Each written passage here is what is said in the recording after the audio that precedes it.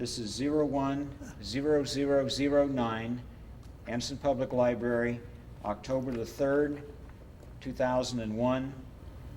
Ike Orr, United States Army, World War II. Isaac. Isaac, sorry. But what I was saying, All right, tell me about the hockey game. we watched the hockey game that night. My future wife was with me, and my friends from down at Pendleton, and I was going down 38 Indianapolis, Right. 38, 37. I said, pick that soldier up, let's take him out to the barracks at Fort Benjamin Harrison, because I'll be going out there in the morning. And kept talking to him, and he's a supply sergeant. And so the next morning he said, you just look me up when you come through this line, and I'll get you out of this line. We'll go around, and you don't have to have your clothes all fixed. That's what, giving him a ride that night out there at that barracks.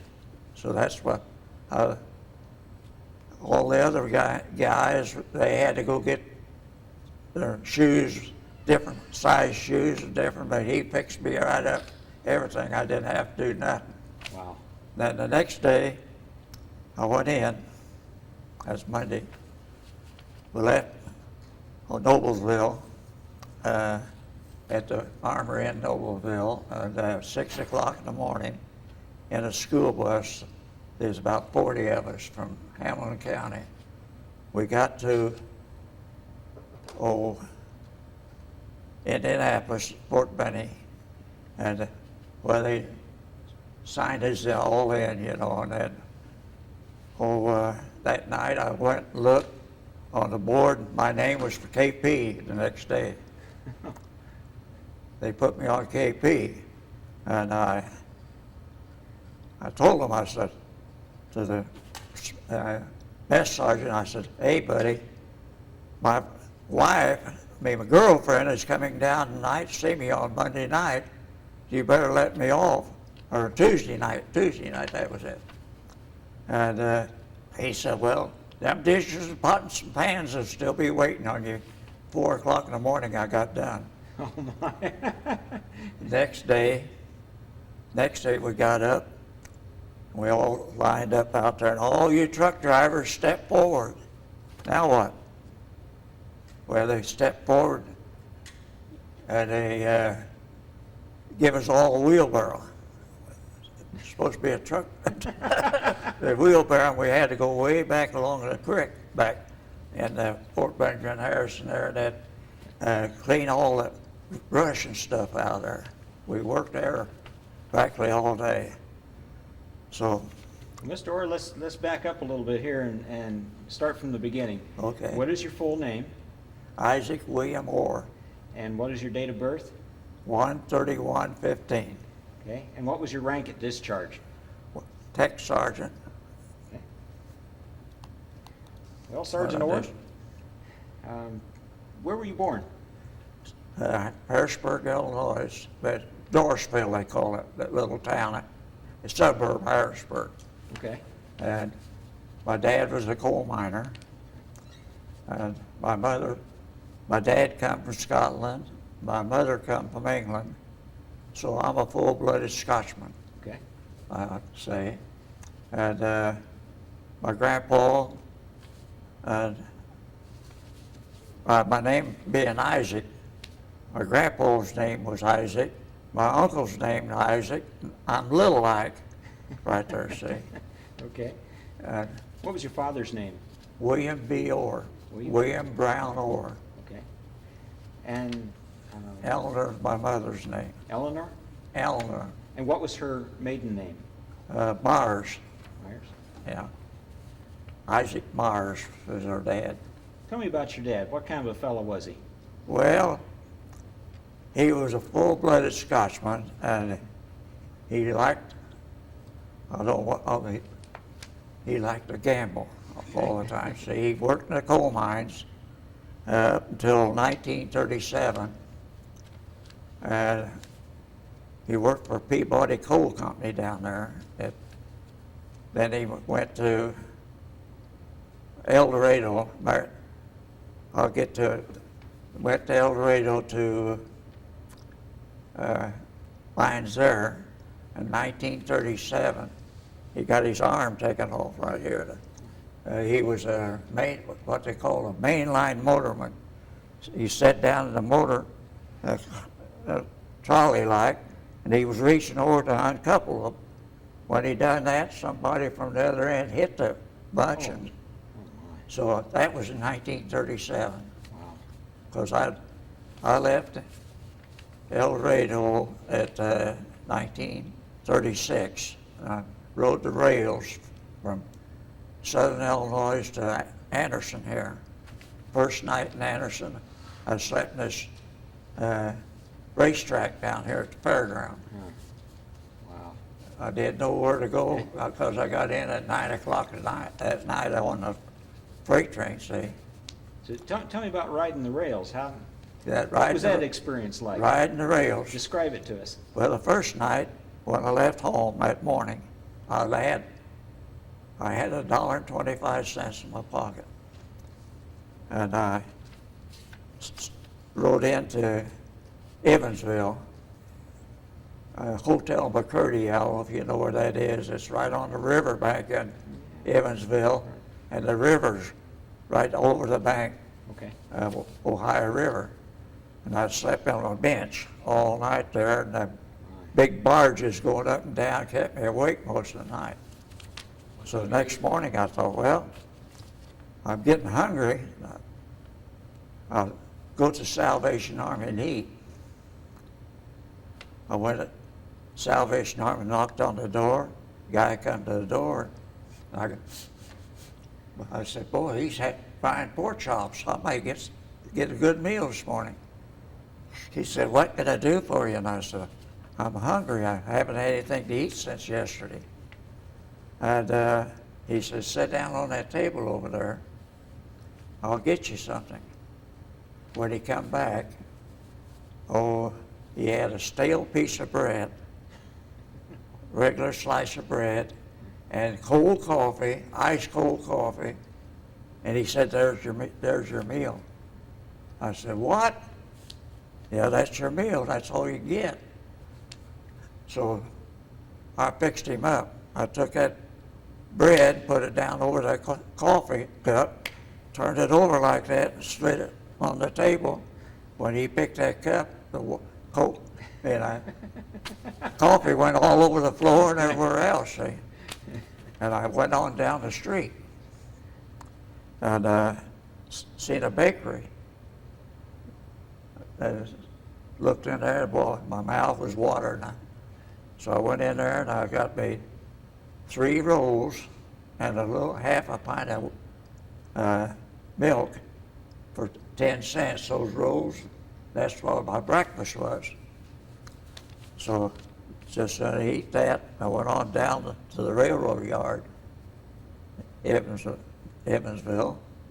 I went down the train right there, looked for an open boxcar. I found one.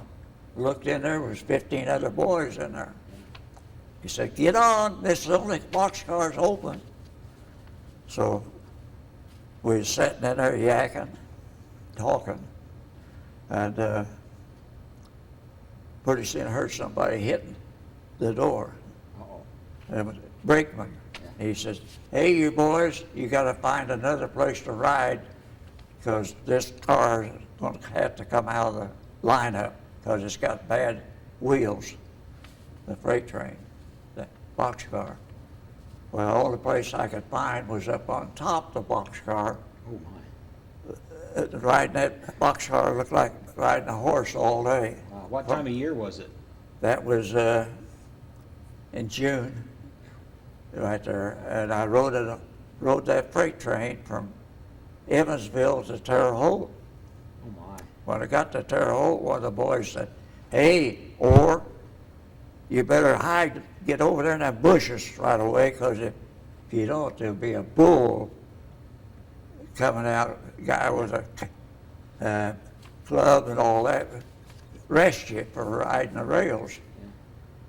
So I hid in the bushes grass that tall, and here come a big New York Central train through going to Indianapolis. So I run out, caught a boxcar, not a boxcar, but a coal car. Yeah. And I climbed up in there, and it had telephone posts in them. It must have been 10 posts was in that boxcar, in that coal car, and they hadn't tied together them. But if it had a wreck, I would have been mashed. I wouldn't have known what had happened. Sure would have been. But I rode it all the way to Indianapolis. So I pulled into southwest yards down there off of Highway 40.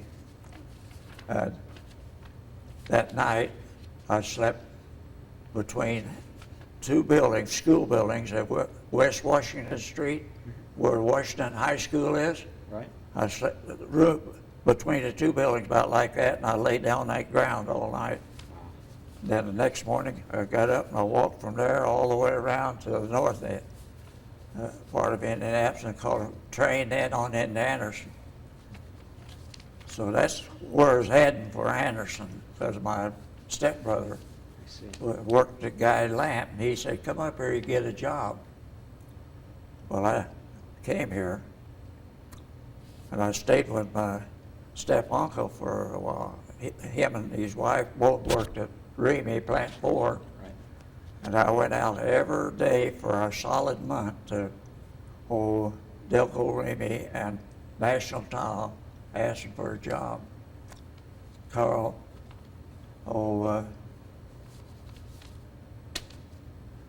what was his name? Carl Mason was in charge of hiring out at Remy. He said, I can't hire you. I can't hire you. Get out here. That was 1936, August 1936. And anyway, I went out for just, I said, a month. So one day, I seen a boy walking down the street. I see him walking down there all the time. Not a boy, but a man, about a little older than I was. He said, hey, Horace, says, you like to make some money? And I said, I need it. What we going to do? Well, I got a job painting woodwork and cleaning wallpaper. Who is it? Carl Mason. So I went to down to his house. He lived on 14th and Pearl Street, right there. And he'd get up and go to work at 8 o'clock. We'd be there by 7 starting. I was thinking, Carl, see what kind of work I'm doing for you? That's all right. I still can't hire you. I'm not hiring anybody out there. So anyway, we got the job done. I still didn't get it done. So, but finally, I got a job as working with a cement contractor, running a wheelbarrow. We mixed the mud, and we dump it in the wheelbarrow, and I'd take it over and dump it in the forms, to straight let get. So Mr. Magner, he lived out on Brown Street, right next to St. Mary Catholic graveyard there. And I worked for him. I'm making 25 cents an hour. Wow. And anyway, I went to work with him, and I got a place to room and board down on 516 West 4th Street. And I went down there, and the man and wife, she had 5 of us boarders. It cost me $4 a week. I get my meal, my washing, my bedding, and all that for $4. And while I was there one Sunday night, their son come in town. He lived on West 4th Street. He come up to his mother and dad's. He said, hey, Ike, how'd you like to have a job in the factory? Where's that? Down the Container, corrugated box shop. Anyway, I went he said, that was Sunday night, said, you go down there Monday morning and tell them I sent you down, because he was a foreman on the second shift. So I go down, he went in the personnel office, and they said, well, okay, go uptown, the Anderson Bank up the stairs, up about the 4th floor there, because they had that, where they examine you, you know, give you a physical and stuff. And I passed everything on that, so I went back and I got the job. So I worked at Container Corporation 43 and a half years. Wow. Then a friend of mine was working down at the factory with me, and he was room and board here. Well, he said, come go with me to Wally Grove. I don't know if you know where that is, a little town north of Yes. Straw Town out Yes, there. okay. Well, that's where I met my girlfriend, right then. And then I finally married her in 1944. What's her name? Eunice. Eunice? Eunice Orr. Eunice, or what was her maiden name? Eunice,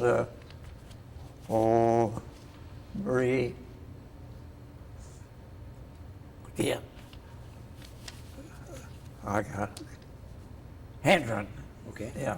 Eunice Marie Hendren was her name. And she was living with her aunt and uncle because her mother and dad both died and left her. And so she moved in with them. And I met her at Walnut Grove High School right there. We different places. And so, How old were you? Do you remember? well, she was 5 years younger than I was. See, that was when we got married in 44, see. Okay. When I went in service, I was 27 years I old. see. So being there, I moved in out there too with her aunt and uncle too, and I was in that district for the draft, you know, Okay. from Hamilton County. And the fellow just a half a mile down the road was the one that signed my card and everything for the draft board. And that's where, and then we moved into Anderson. My wife's uncle and aunt, Rosie and Eddie Stoops. Okay. And they're both dead now. And anyway, we lived on 1524 not Pearl, but First Street this side of Madison Avenue. Can't think of it either. You know what that is? What? First Street west, east of Madison Avenue. Is that Indiana? No. Indiana? Yeah. Indiana Avenue? Well, it goes all the way through from First Street, it comes all the way through Hazlet. Hazlet. Yeah, That's right. Hazlet. Right. 1524 Hazlet. Well, I couldn't get it down.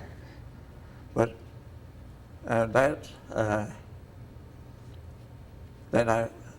that was in 41. Because I got a deferment from the factory for the first year. I go in service, see. And I went back, and they gave me a deferment for a year, and then that was Pearl Harbor Day, you know, the 7th, you know. Then next year was, I went in the 7th on a Monday too, that next year in service. That's when I went to Fort Benning. Okay. From there, then it was all history. I Well, mean, let's back up a little and tell me about your mom. What kind of a woman was she like? well, she was mother was nice and all that. My brother and I was laying in bed one morning, and Dad come in and said, "Mother just passed away." And I said, "What?" And she had pneumonia right there in southern Illinois. See, that was in 1931 when she passed away. And so my dad, he married 6 times. I told you he was a Scotsman. Yeah, I guess so. And I believe if he hadn't dropped dead in Florida, he would have been married again. Oh my. Because he, I don't know, but just like I said before, he gambled most of the time. And only way I had any money, I was a delivery boy, delivering papers in the morning. Okay. At 4 o'clock in the morning, and then I'd deliver one at 4 o'clock that night, 2 routes. Just had a little spending money going to school and stuff. Now, you mentioned a brother. I had a brother, John, he lived in Orlando when he passed away.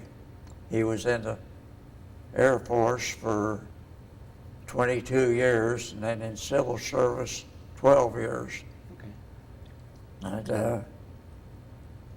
And Thanksgiving Day in 1946, we was in southern Illinois, the wife and I, to visit my aunt and uncle and my dad for Thanksgiving.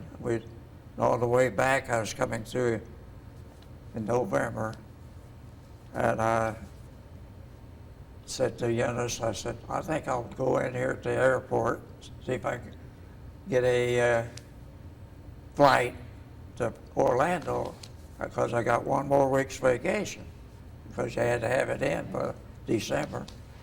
Anyway, I left, went in there, and a week later after Thanksgiving, I got that flight down there, and he just got back from Texas, where he had cancer in his arms, and he's going down there getting needles shots. And anyway, I got to visit with him. So I come home a week later.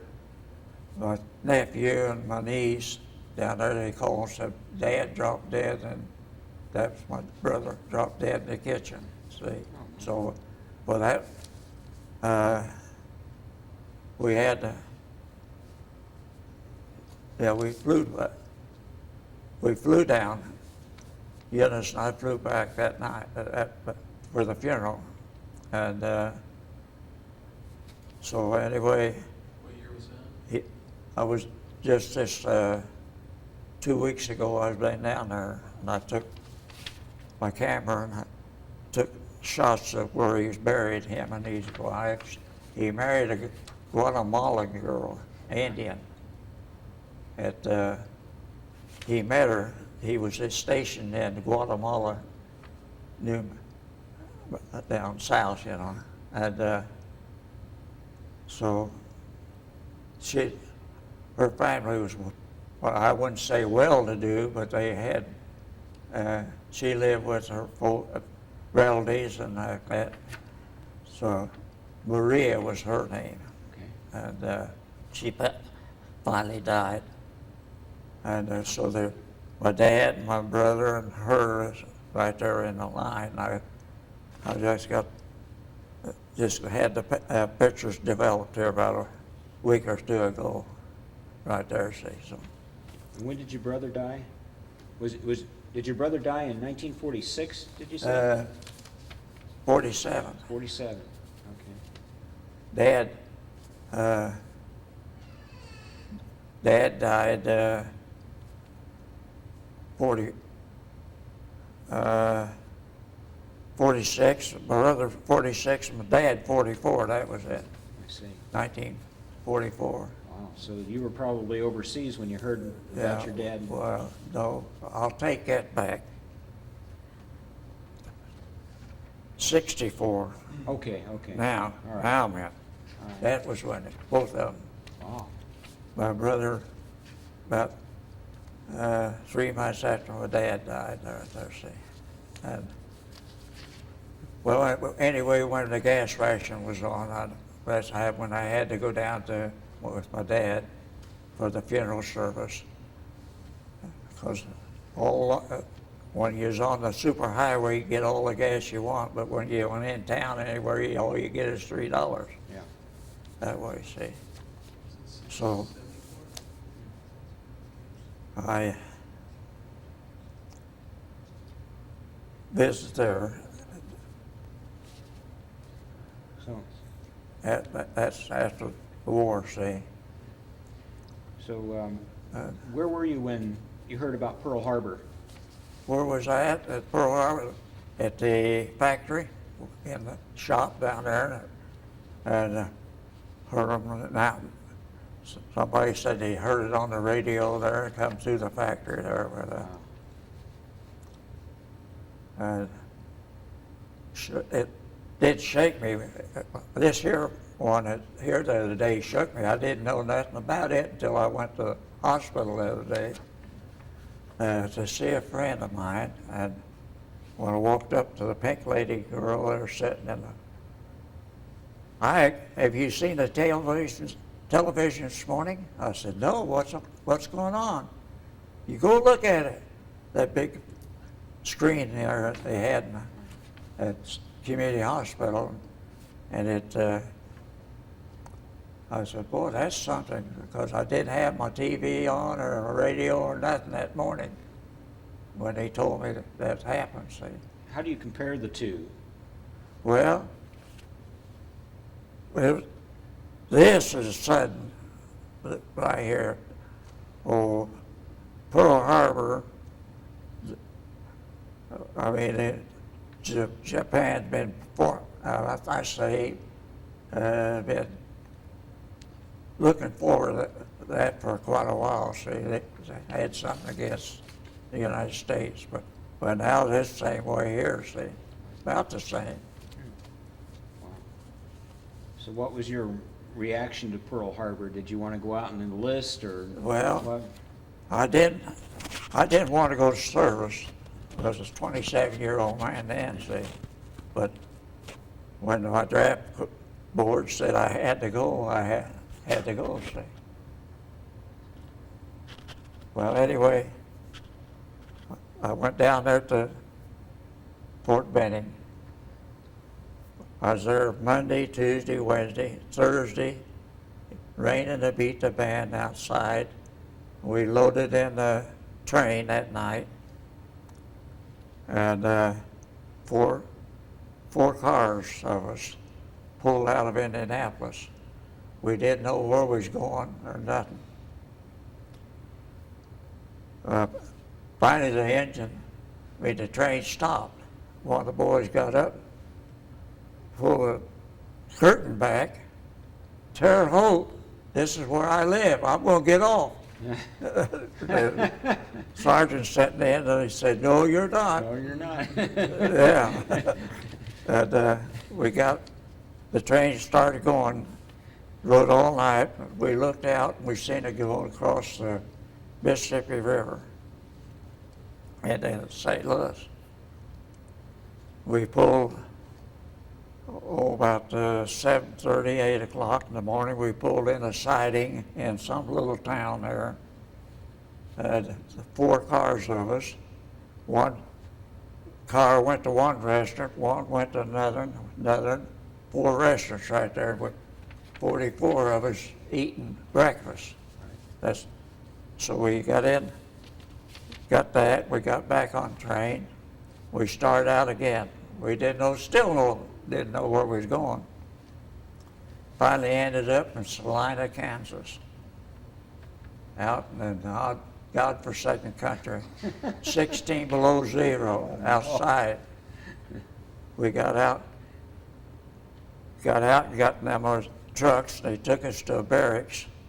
We had a rec house there, put us in like a gymnasium and said, well, so many here go here, so many here in the barracks.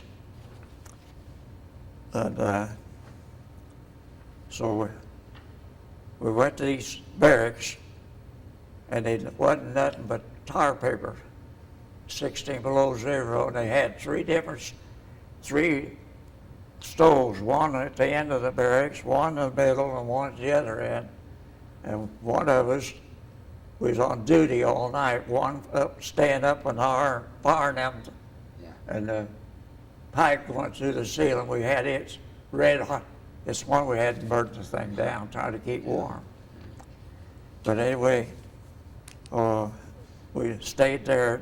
The barracks that we got in Salina, which should have been in Texas, and the ones down in Texas should have been up here, where we was at. Anyway, we was wading mud, galoshes. They gave us that big galoshes right there. But I had it made. I was a cook. Oh, really? So I cooked quite a bit, and for 220 men or more. But I don't like to cook no more. Anyway, one night they said, we're going on a camp out from the camp out in the field. And so I loaded the truck up with my stoves and kitchen utensils and all that. Went out there in the field, wide open country. We got up on a little knoll where the truck was, but not any far from here, that wall over there, there's a creek right there. About 12 o'clock that night, the wind started blowing, raining to beat the band, and got up when it got daylight next morning. The boys was laying in their pup trench right there in water that deep. They did, but I had it made. I got underneath the truck, Yeah. and had my tarp put around so the rain wouldn't get me very good. But the night before, I told my 3 KPs, I had 3 KPs that night, I said, be sure you clean them stoves good and put gas in, because I got to get up in the morning at 4 o'clock and fix that breakfast, start fixing breakfast for the gang. I said, be sure you tighten all the fittings around the gas lines. Here I am pumping that stove up, and I lit a match and all at once, boom, the back end of the truck caught on fire because I was pumping gas with that water on the bottom. We got the fire put out, but we didn't do too much damage. But we was out there for 3 days in that field, and we went back in town. No breakfast for the Back boys to that camp. day? So no breakfast for the boys that day? Well, we finally got a line tightened up where we could have it. But next thing I was going to tell you, President Roosevelt, Franklin Delano.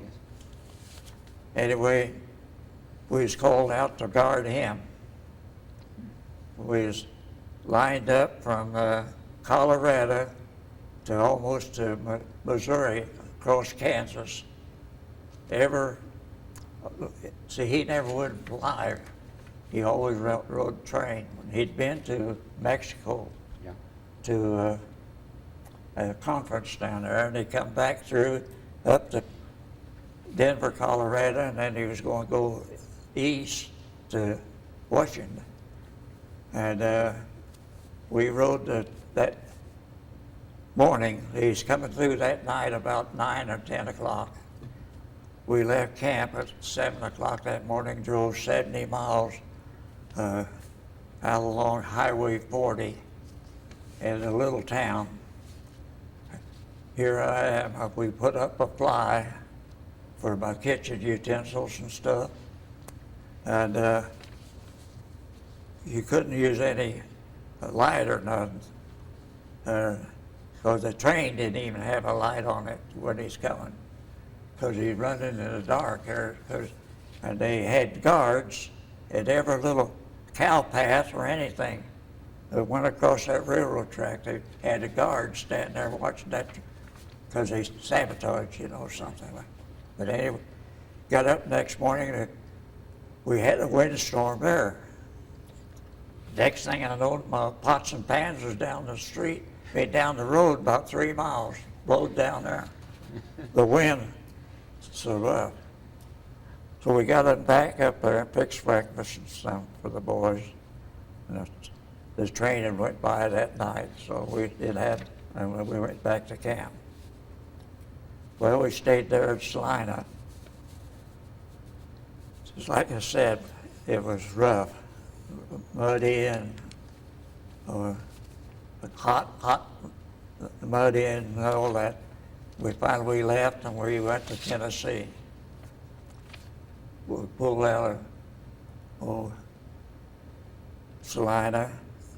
We went across into Missouri, crossed Missouri into southern Illinois, southern Illinois, through Evansville, and then Evansville to Louisville on to Tennessee. Sounds like they took you all the way out there just to turn around and bring you back. Murfreesboro, Tennessee, where we ended up. Okay. That's east, you know where it is, Sure. don't you? East of Nashville.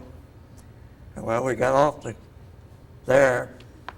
They took us, they had a veterans hospital down there just outside of that town. That's where they put us back in the field. And they said, dig in slit trenches. There's nothing but gravel, not gravel, but lime and stone and all that. You could dig on it. You know what a slit trench is, don't you? Well, we had to use that in the Army, see, straddle it. Anyway, we stayed there at that camp. I went from Murfreesboro to Gallatin, to Lebanon, Tennessee, and to Gallatin, Tennessee. That in our circle, right there over to Nashville, 40 miles from Nashville, round circle like. We walked from all that distance. I wasn't cooking then. And we got to Gallatin one night, and was on this Tennessee maneuvers. We was the green and the red was the opposite. Anyway, we was laying there, looked up, and helicopters coming over, and red was dropping men out to capture us. Yeah. Well, we run until they didn't catch us. My group I had 6 boys with me. We got out of there, but we laying right by the river down there at Gallatin. Then we left there, ended up in Tullahoma. You know where that is, don't you? Tennessee. It's just east of Murfreesboro. Okay. On Highway 24. That's where after we finished the Tennessee maneuver, we went camped there. And then from then we went to Grenada, Mississippi. Okay. Down the swampland. And we went out on field trials every week, 4 days at a time. They give you so many can of rations, sea rations they call it, and we'd go out and for a week, 4 days, we'd go out, and one night we was walking down the road and all at once a storm come up. I mean, it started lightning, thunder, and beat the band. And I said, look at that farmhouse back there. It's got a big garage back there. Let's go there and see if we can sleep in the attic of that garage tonight. We go back there, and there's some old woman, 90 years old. She said, I'll let you sleep up there, but I don't want nobody smoking up there and burn my bed. shed down. We said, we won't do that, Adam. Anyway, 4 o'clock next morning, I heard somebody chopping wood. Looked through the garage door there, and she was out there chopping wood. I said, "What you doing, lady?" "I'm chopping wood for breakfast, for the stove." And she had getting ready to fix meal for all 6 of us guys. So when we left there, what rations we had, we left them on the table, and also a few dollar bills on there too. So and we was running along through there, and the lieutenant said, "I'll be checking on you someday, one of these days out there." And we went by an old schoolhouse, and we seen the Jeep coming down the street, road, you know. We all run out in the woods and hid. He was looking up and down to see if he could see us out there, because we were supposed to meet him, or we didn't do it. So we went down to a farmhouse there that night, and asked the guy if we could sleep up in his barn lot. He said, "No, you ain't coming in." I went in the front room and looked, and he had pillows laying down on the floor right there, and bed covers on the floor for all 6 of us boys right there. Wow. And he said, so the next morning we got up, went on back to camp, see, because you was out 4 days a week.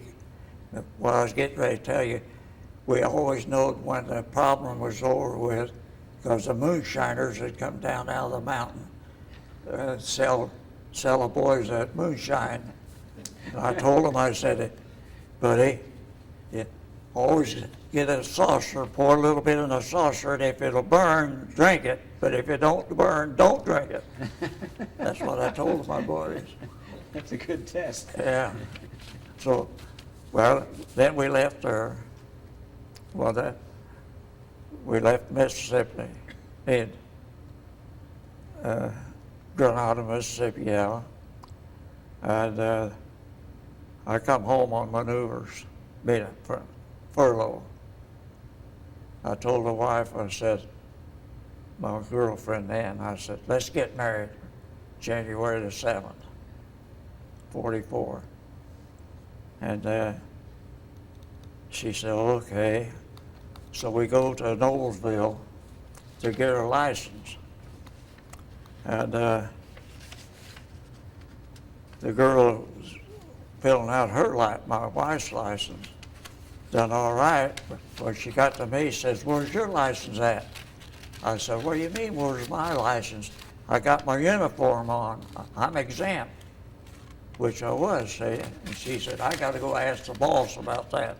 So she went in, and her boss there at the courthouse, and he said, "Yeah, he's exempt. He don't have to have marriage license." Because when you got married there, see. So we got married there, and I went back to camp. And then she came down about 3 or 4 weeks later, her and her aunt. And we went in town, spent the night. Next day we got on the train. We ended up going to New York. We come through Louisville on the L&N into Cincinnati. Cincinnati's up to Cleveland, and Cleveland into New York, riding the rail, see. And train. We pulled in Camp Shanks. They're north of New York. Okay. And we happened to be, the St. Louis Cardinals was playing Brooklyn Dodgers one night while I was at the camp there in Camp Shanks. So about 3 or 4 of us, other buddies of mine, we got on the train, rode into New York. Then we caught the subway out to Brooklyn. watch the ball game. Do you remember who some of the players were? Huh? Do you remember some of the names of the players? Oh, that's 1944. Yeah. I know Robinson wasn't with them. Anyway, Brooklyn Dodgers. Was Carl Erskine? No, he pitching wasn't then? with them then, Okay. see? And Remember the names of your friends that you I forget, the names of your friends that you were with? what Do you remember the names of the friends that you were with that night? well, no, I can't remember them, because they played baseball just like I did. See, I always played baseball when I was growing up like that. And I wanted to see that before I went overseas. Anyway, we come back, caught the subway back into New York, and then train back to Camp Shanks. A couple of days later, we loaded up all of our equipment, full field packs and overcoats and everything. We got back on the train, went down to New York to the pier where Queen Elizabeth was, right there. So you went over in style. The ship. Yeah. So we loaded on there, 24,000 of us was on that. The whole division of 94th was on that. And see, it had, I think 10 floors in that thing. Anyway, got loaded. Next thing you know, we had the tugs taking us out at the river there, and we went out, ended up down by Bermuda, and then all at once they made a straight shoot from Bermuda in to Clyde, Scotland. Hamilton, Burbank, that's where my dad was born, Glasgow, Scotland. That's where my dad was born, see, and I said, oh, here, if I had time, I'd get on and go see some of the relatives. They say, no, you're not. Said, that train is out there waiting on you to take you back to England. So we pulled in the Bay of Clyde, Scotland. That was where it was at Glasgow. And we got on the train. Next thing we know, we was going into Covington, Florida, England. And it was a big air base for our big airplanes right there. What kind of planes then were there? also it was a hospital for the ones that was hurt in an invasion, you know, they bring them back to England to the hospital there. And we stayed there, I say, almost a month. And I got a pass one night on the weekend to go into London. I always said I'd like to see London. So we get on this limey train.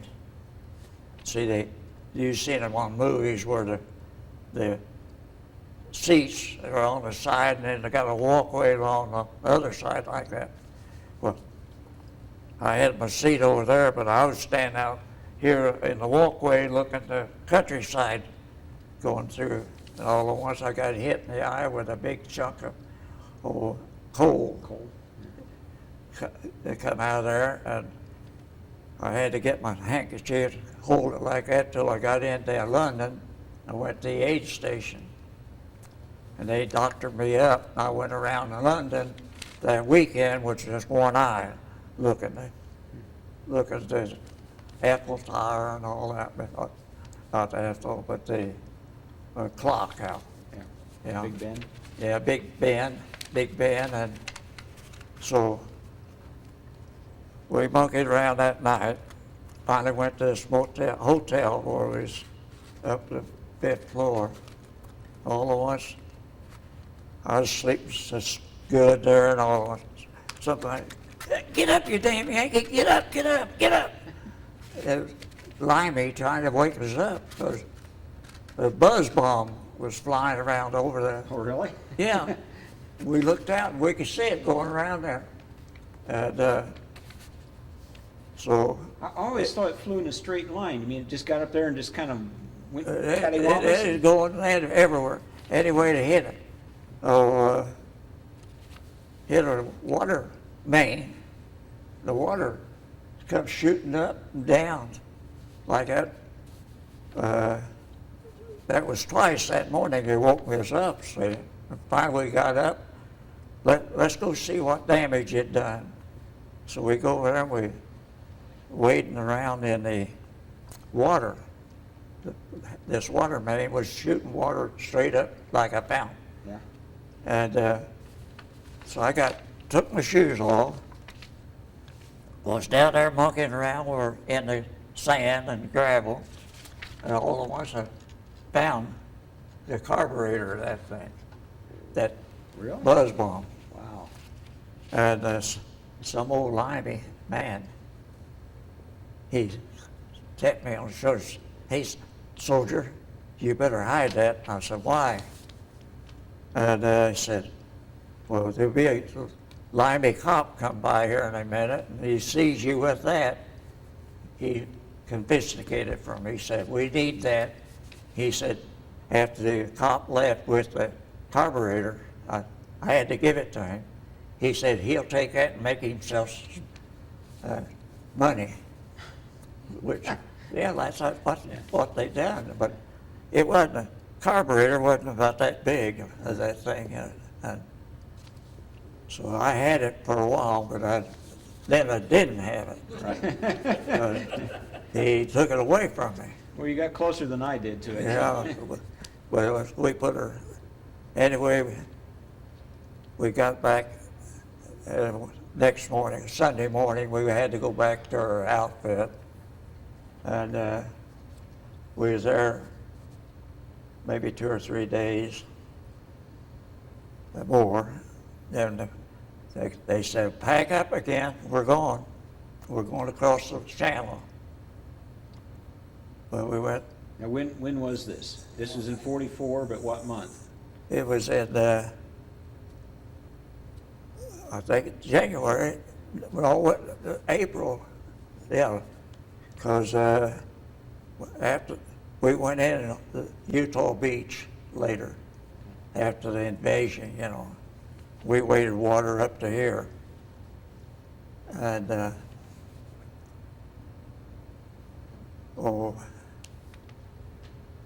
when we got on the ship, they gave you a little sack with 2 jelly sandwiches. Said, that's all you get. Don't eat it all at once. Make it last, because with 3 days you're going to cross that channel. Finally, 3rd day we pulled in. Well, we pulled out with LSTs come out and got us. You know, we got down on it, and then we went. That's when we got soaking wet walking. I was a platoon runner then.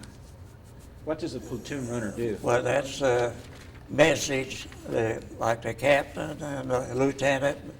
The captain will give you a message, you take it to the lieutenant, tell him this and that. Okay. We'll do this and do that. And so we went, LSD went in as far as they could, and then we had to wade in, there was soaking wet up to your butt. And we walked 13 miles that night, soaking wet with a full built pack, your rifle, and your overcoat on the back. And they put us in a hedgerow with a open field right there. It got big hedges all the way around, see? And so just happened to be they wanted the field we was in, there's an old barn there, and they had old straw and stuff there, and we got, mud was on the ground. We was taking that straw and putting it in there. But I was the last one to get to the ground that night because I had to go around with the messages to platoon sergeants and the others are saying. I just slid right in the mud and didn't care. Then, well, we stayed there for a day. Then here come the trucks. We went into the Lorient sector. Okay. It's from France here all the way from the east, the west part of France, where Utah, and then down to the south, see, and down in the Lorient sector like this, see, from here to here, we had a line. Okay. And down in here was 60,000 Germans bottled up. And we had to keep them in control all the time, because every Saturday morning while we was there at Thanksgiving, around Thanksgiving that time, they tried to come through our line. About 200 of them tried to break through. We'd set up mortar shell, hit mortar here, and shoot over their head, and then we just bring that mortar back this way, said. They'd turn around and take off back to camp. But we had a old bed check Annie, I called her. An airplane went over every night at 8:30, 9 o'clock. All you could see is belching the motor, you know. You couldn't see no lights on it. And they'd go, I think he delivered mail down to them Germans down there. They dropped it in there at So night. it was a German plane. Yeah, German plane. But we had some of our little hedgehoppers, we call them, going up and flying around and checking, letting us know if any communication, any men trying to get out. But we stayed there. Well, we relieved the 85th Division. That was it. And then we stayed. And then another outfit come in after we left to go to Central Europe, up around Metz, Germany. Okay. And we moved in a little town east of Metz, because they wasn't any bigger than Ingalls out down here. The town wasn't. They had a store, big store, 3-story high, and they had a big, nice, big Catholic church there. And they had a nice, for the where to live in, that's where I had my CP. I put in that building. What, your command post? CP, would that be command post? Yeah, Okay. command post right there. What So was one your morning, rank at that time? one morning, Your rank? What was your rank at that time? what rank I was? Well, I was platoon sergeant then. Okay. Anyway, I got 3 guys one day, and I said, let's go down to that store building and see, let's Nib's in there. Yeah. Nib, it's 3 stories high. So we go in the main floor, couldn't find nothing valuable or nothing in there. Go up to the 2nd floor where they had old hams and stuff hanging down, you know. Then on the 3rd floor, they had wheat, grain up there laying on them, about that deep. And I said, hey, well, you guys, see if you can find a pitchfork or hay fork or something. What do you want for, Sergeant? I said, I'm going to see if there's anything in that granary. All of us. I was going like that with it. And I heard ping, ping, ping. So we start uncovering, found a brand new motorcycle, and they'd have carried that thing up there, put it in underneath that granary. Yeah. And so my other 3 boys and I, we carried it down them 3 flights of steps, and we rolled it back to the CP.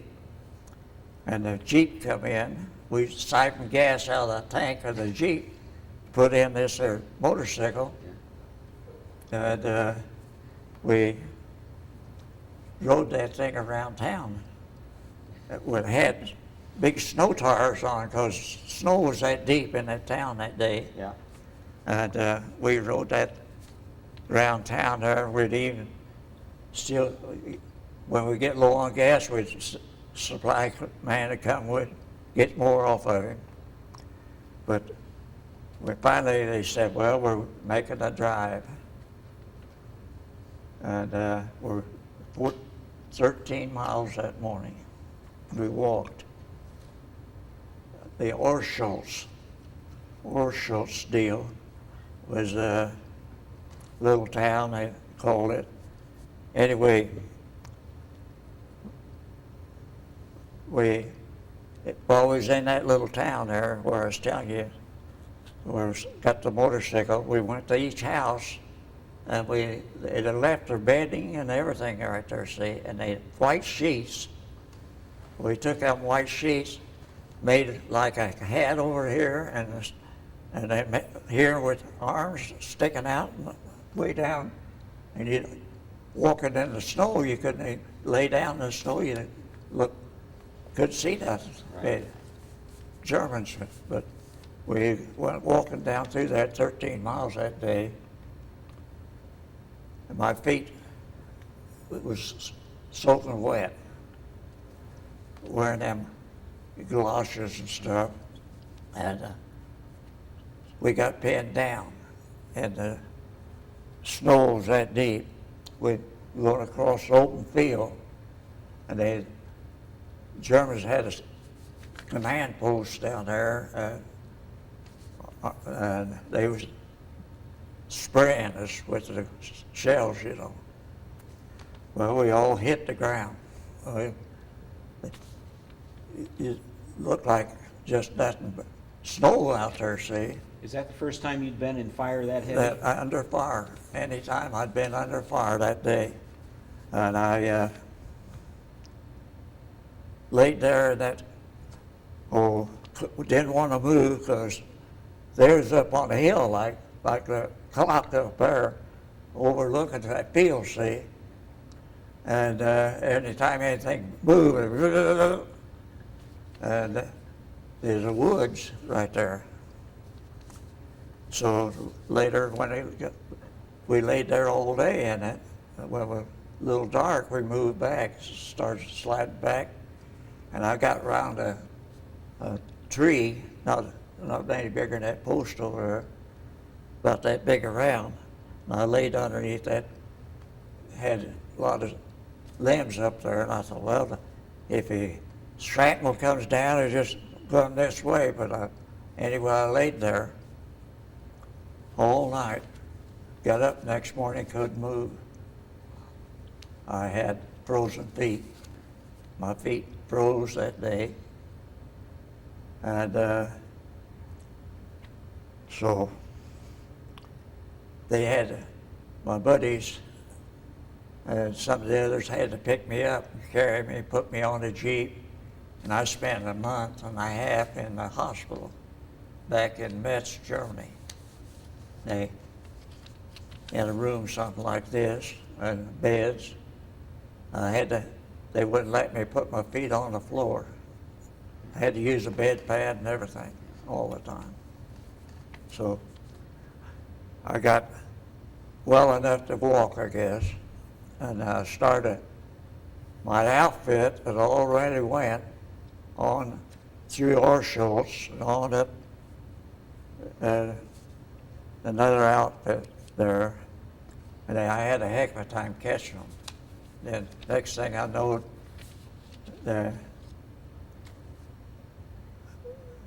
we ended up in Krefeld, Germany, and Dusseldorf. Then when we got there, well, Krefeld was right on the Rhine River, and the captain told me, he said, get in that Jeep, and go with the driver and go in that town, because we're moving in that town, and find out where the command post should be. And from the other outfit was in there, because they was moving out, see. So I went in there. This town, Creftville. The only person in that town was an old man. He had run a brewery, cold beer. So I come back to camp, and also one of the boys said, "Come go with me over." "Where we going?" "We're going out here at this here factory." Go down the basement, there's bats, cognac. Oh, my. Cognac down there. Had a bunch of that, big barrels of it, drums. And he said, "Keep it secret, will you? You guys will have fun when you move in here." I said, "Well, I can't do that. I have to tell the captain." I go back and I tell the captain what happened. Next thing you know, he put it on we couldn't go in there, but we could go down to that brewery, get all the beer we want for three marks, Yeah. 5-gallon can, that cold beer. It was good. So the Germans were still in this town, the Just civilians? the one civilian in that, running that brewery, the old man. They moved the rest of them out, see. The captain said to Aor, "You got 12 of you supposed to go across the river tonight." "What for?" "Well, we want a German to talk to him, see how many Germans is across that river." "So, what we going in, Captain?" "Well, we're going to have rubber rafts here for 4 in each raft." What river was it? Rhine. The Rhine? Was it fairly wide at that point? Yeah, you here and you end up down about 3 miles down there. Okay. That's swift too, and you had your oars, but you still couldn't get it. But we got across the river. We got up on the bank, looking. We could see Germans just walking right there. All at once they must have spotted us or something. They shooting them flares up. And I'd never seen a bunch of boys hit the ground and look like a tree stump in a long time. They down like that still. And anyway, we went back across the river and we didn't get no man. We reported to them and said so many of them was over there walking back and forth up and down that bank. So we stayed there for a while. Then we ended up at a little town of Wiebelbert, Germany, north of Dusseldorf. And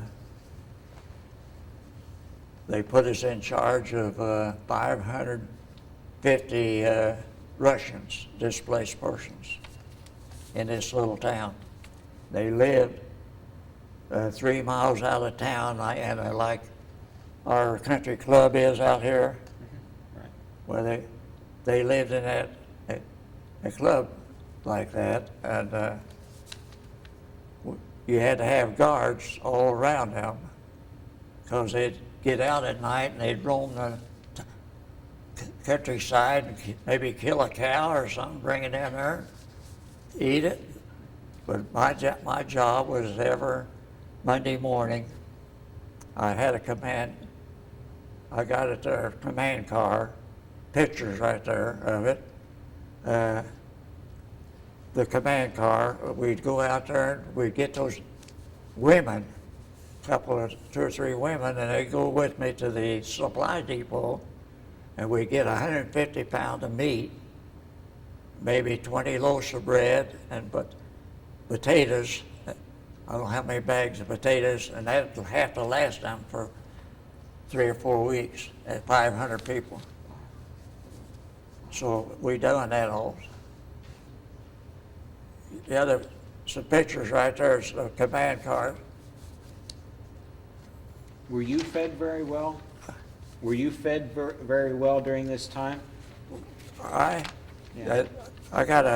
I was living in a mansion like my CP was, and different things. I got some pictures of we moved the family in one section of the house, and we took over the other section. I got pictures of the little girls, kids in there, out holding them in my lap right there. Yeah. I always loved children. Yeah. And that, Now, these were German children? yeah. German family? Yeah. Did they feel, did you think they were relieved to see Well, the Americans show up? Germans, I'd rather have them, I would England, France. They were, because other places we'd go, we'd get, in France, they had the horses and the cattle, right? You will go out the back door of the kitchen, right there the barn was, all that stuff. But anyway, we stayed there. That was in 44, 45. And I got some wire about that long out home rolled up, and they used that to, they had stockades. They put those people at night in a stockade down in the factory, keep them there all night, use them to hit. Did you find any pictures there? I mean, those little ones, I thought I might have not brought them with me. But anyway. So the Nazis would force them to work in these factories, underground Yeah, factories? there ought to be some others there, ain't they? Well, maybe I'd have left them home then. But anyway, Germans would make them work, them Russians, see, Oh, okay, the Russians. right there. And they whipped them with this wire? They Yeah. whipped them with this wire? Whip them with that wire like. Yep. You go down there, there's nothing but cell blocks in there, see, where they keep them at night. Then work them in the factory there all day. And no, I must have left them home back. And I had some pictures of the command car. I had as long as that, two tables right there. Right. And haul my men around in there and take, because I'd have to put them on guard duty. I had to go out there and put them on certain places there, and then I'd take the mail out. I'd go out in the car and I'd say, mail from home, say little letters, like that. But then we left there, we went to Czechoslovakia. That was in 1945. Pilsen, Czechoslovakia. I got to see old Bob Hope, a lot of Jerry Como. Oh, really? A lot of them boys while I was over there, they'd bring them at different places. Do you remember where you were when you saw Bob Hope? Huh? Do you remember where you were when you saw Bob Hope? Well, I can't think of it's somewhere in Pilsen, Czechoslovakia. Was it on an army base somewhere, or did they just set No, up somewhere it's out in in the field? town. It was in town. Okay. We had to ride 40 miles to get to it in the trucks. Well, anyway, I was in this here. I was a platoon sergeant there, see. We moved into this schoolhouse, and the Russians, no, the Germans had been living in that schoolhouse. And I went to bed that night. I had my pack on, made a bed, sleeping bag, Right. I was getting ready to say, and I felt something crawling on me all night. Got up next morning, we had bed bugs galore. Oh, And I said, come on, you boys, let's go. What are you going to do, Sarge? I said, we're taking these beds outside, and we're going to build a fire, and we're gonna set them, they'd hit fire right close to these beds and smother them our bed bugs out of there. Then we carried the things back in, we was all right.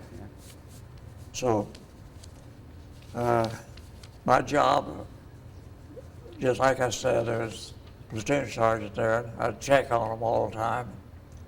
And also was an umpire, little league, the softball games. The boys were playing softball in the afternoons, you know, relax, because the Russians on one side of the road and the Americans on the other in this little town. And so one day, AOR said, you got to go to the dentist. Said, you got to get up, get dressed in the Jeep, take the Jeep and go down to where this dentist was. I went down to that dentist, sat down. He said, I can tell you where you was born. I said, what'd you say? I said, you're full of shit. Then he says, I can tell you. And I said, what, how do you know? Well, my old teeth, these are new ones now, but they had a mark across there. And he said, you're from Southern Illinois. Here we are over in Czechoslovakia, and he's telling me that. I said, you're full of condensed. I said, yeah.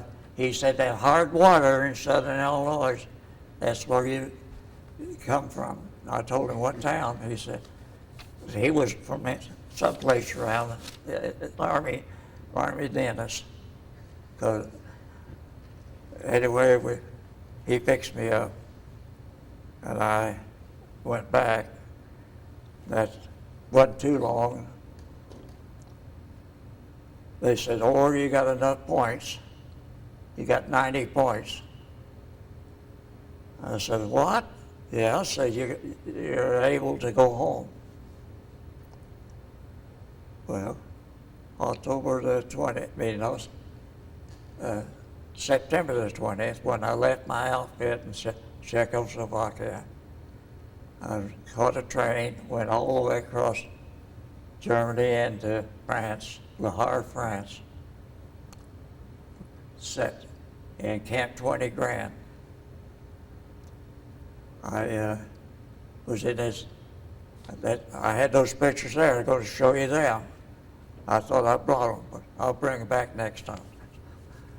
Anyway, we moved this Camp 20 Grand, and every day we was waiting on the boat to come from overseas into Le Havre, see, and it's one of them little Liberty ships. When we went over on 24,000 there, this little Liberty ship was 21,000. We got on it. Anyway, they come in, and but in between time, while we was waiting on it, all we could do is just go down to Red Cross every day and drink coffee and donuts, eat donuts and coffee, and have fun, that's all, waiting on that ship to come in. Finally it did. We loaded on it, 21 of us. I had 90 men underneath me. When I got on that ship, every 10 days it took us across the river, the ocean, northern part. Well, first 3 days it was just smooth sailing, I may tell you. And we'd get up on the deck at night and see the other ships heading back to taking supplies over, you know, and stuff, past each other. And one morning I was laying in my bunk there and I said, what's the matter, you guys? What are you making all this noise for? You get up, Sarge, stand on that deck and see what's wrong. When I did, I just felt like my stomach was going up and down, seasick. But I didn't get seasick because before the war and everything, I was in the 3C camp. I was stationed in California. And I met an old naval boy out there that was in charge of us in a 3C camp, Civilian Conservation Corps. Okay. And he said, "Or," said, "if you're ever out on a ship in the middle of the ocean, eat all the time. Keep that stomach full and you won't get seasick." Huh. Anyway, I got up. I felt my stomach going up, down a little bit, but I grabbed my towel and I run into the galley there, cold water, not hot. Huh? You had to have a mess card to eat on the ship? You had to have a mess card coming across back from over there to the United States. And so that morning I had my card and I come back and I got my mess kit, got in line, and when I went in the galley there, look, half as big as this room here, and everybody threw it up, seemed like, on the floor, and just slide, you know. We had, you know what we had for breakfast that morning? Oatmeal. That's the worst thing on a ship. Anyway, I told the cook, I said, "Fill that mess kit up." He did, and I ate it. And I went back in the room where the boys were sleeping, some of them.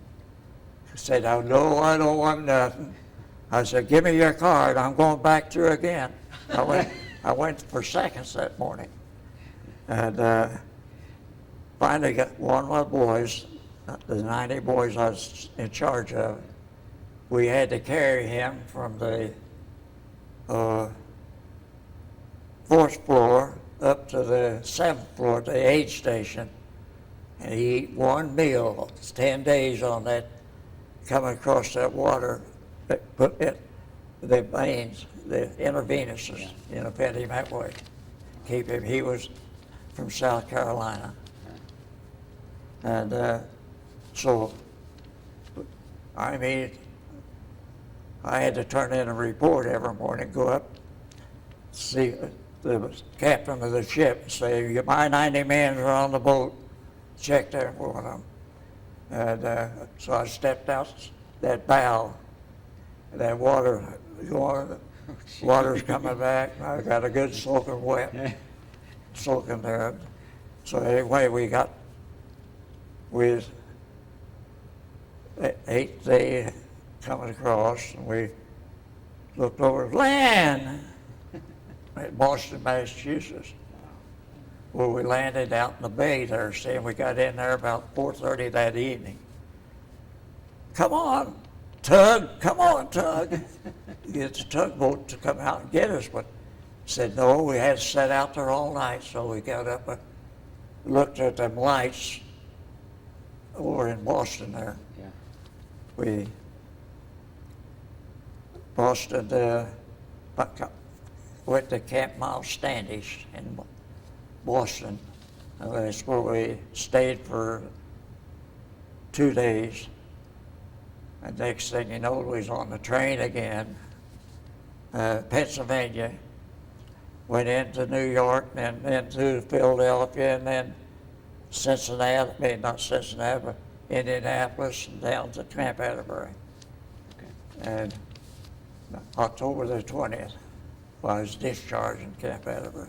Wow. I was down there a week before I was discharged. I called the wife up. I said, "Honey, I'm here in the United States right now." I said, "Come down and see me." She come down, my little niece, one I gave you name of right there, Right. caretaker. I said to her, I said, "Meet me in the CP club there." And Marcia Kay, "There's Uncle Ike, way like from here, that corner over there." She could see me, she remembered me.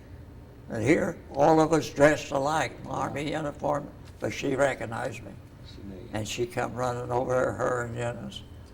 And I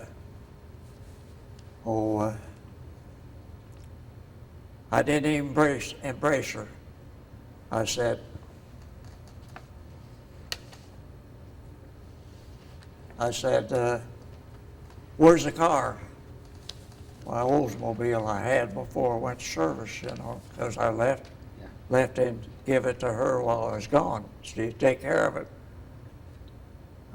We walked out to the parking lot. I walked all around the car and then I grabbed her. I said, hey, no dents in the car or nothing. I thought sure it'd be banged up and all that. I finally embraced her. Anyway, but I stayed there till, that was on Tuesday when she came down, and Saturday morning, we lined up getting her discharged. I was getting ready to go out the door. I said, any buses going from here to Indianapolis? Some old sergeant over there said, I'll take you in Indianapolis for $1.50 from Camp Atterbury. I said, you got a deal. And there's 5 of us got in that car, his small car, but we had all the duffel bags we had them packed on the roof and everywhere else. But we went into bus station in Indianapolis, and he dumped us off right there. Well, when we got there, this friend of mine, he lives, Cole, one of the boys, was in my platoon. He lived in Fort Wayne. Well, we went in a tavern. Next thing we didn't know what was done. Got on that bus. There wasn't a seat on that bus for me to ride, except some lady was sitting right here, and here's an armrest. Yeah. And I was sitting on that armrest from from Indianapolis to Anderson. I pulled into where the old post office is at town, right across there used to be Shell filling station, Goodyear. That's where the bus parked. Drove in there, and I looked out, and there's my wife waiting on me. I staggered out of there. I had fun. Yeah. I don't want to do it again. So being older than most of the guys that were over there. Yeah, I was. 27. That was. Yeah, I was old man. I said. So how did the troops treat you? How did the fellows treat you? Well, older? we had fun. Yeah. Over there. I mean, it was a lot of nice people. They say they come from New York, Boston, and they're all around there. And we had a sergeant in there. He'd go out and get drunk every night. And come in, just wake everybody up in the barracks. So we thought, well, we'll get him one of these nights. He'd come in, he was yakking, cussing and all that. So we just went over, picked up his bunk. After he got in his bunk, carried it outside in the rain. Next morning, we was all on KP. Yeah, we had, Burns was his name. Burns? Then I had another buddy, mess sergeant. He's in charge of the kitchen. He come from a little town south of Atlanta. And Remember his name? Burns was his. Oh, his name is Burns. But this other wasn't Burns, his first sergeant. But the Burns, I forget what town it was in Georgia, but always on 75, just south of Atlanta. And so one day we'd been to Florida, the wife and I. I come back and I said, I'm going into this little town, see Burns is living there. I drive into town and one store in there and 2 old men sitting out in front of the store. I said, I'm looking for a fellow by the name of Burns who was in the service. What? I said, I can't think of his first name, but anyway, they said, yeah, his widow lives down the street here, and he got burned up in a house fire. Sergeant, a mess sergeant. And she said, the boys, and my old man said, yeah, but she's still living down there in another house. So I didn't go down and talk to her or anything, but I wished I had him. But we had fun together, him and I. He was a mess sergeant, and I was what you call a first cook for a while until they promoted me to runner, like that. So were you in Paris? Didn't I see? I was in Paris. I thought I brought that picture of Paris there. Yeah, there's a picture of a bunch of fellows on Yeah, on the that's steps it. somewhere. Yeah, right there. How'd you wind up in Paris? Well, I was on leave. I had a few days. Right there, a bunch of us boys. And I'm right there on the front row Did you get a copy with of that steel helmet. That was taken at Notre Dame Oh, okay. over there in Paris. And we got on the train the next day, we was going back to our outfit. That's when the war ended, Where were you when the war ended? right there in France, Right there. in Paris. All right. When But there, now was you talking about when Germany surrendered or when Japan surrendered? When Germany surrendered? Yeah, in Germany. Okay. Germany. Japan was still fighting it. So Yeah. it was probably in Yugoslavia after Germany and Czechoslovakia. Czechoslovakia. Right. You were in there after the Germans had Yeah, that, surrendered, Well, right? see what you call the Arch Trump right there, and the Alto Flower and all that, right along the river. It's different stuff there, see. So there's I think 20 from my outfit went in that for a weekend. That's all we was there for, weekend. Now, Leave of absence, I call it. did you pick up any citations or medals while you were over there? Well, I got the Silver Star. Silver Star. How'd you get that? Well, I did bring the paperwork.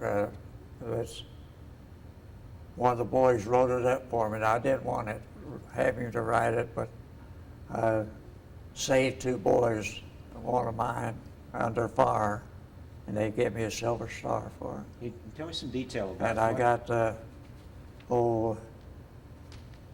the Rhine medal Okay.